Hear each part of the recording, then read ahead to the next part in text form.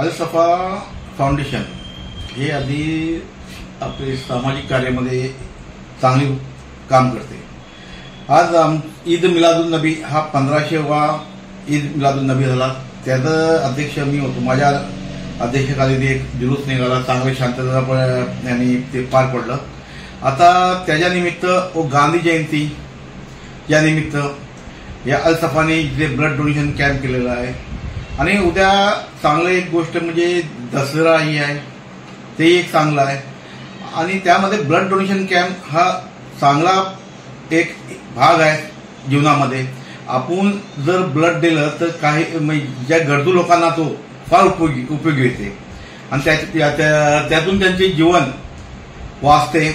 आणि आमचे शमशूबाई जे हे आहेत खान, ते अल सफाचे जे अध्यक्ष आहेत, ते असे कार्यक्रम घेत असतात चांगले, जेणेकरून समाजामध्ये त्यांचं काही ना काही रस्त्याचं काम, कुत्री किंवा मार्केट, मच्छी मटण मार्केट रिपेअरिंगचं काम, त्याबद्दल ते आवाज उठवतात, कुत्र्यांबद्दल पण ते आवाज उठवतात। ते एक चांगलं काम करतात, पण ते सध्या मुंबईमध्ये असतात त्या आणि खेळला आले की काही ना काही त्यांच्या डोक्यात येते ते काम करत असतात आणि त्याच्या पाठीशी आम्ही उभे राहून त्याने असेच पुरे पण काम करावे हे आम्ही आशा बाळगतो। आणि सदर कार्य ब्लड डोनेशन कॅम्पला जास्तीत जास्त लोकांनी येऊन आपलं रक्तदान करावं। सदर ठिकाण हाजी मुकादम हायस्कूल, बशीरबाई हजवानी हॉल, इथं सकाळी 10 वाजता चालू होणार आहे डोनेशन।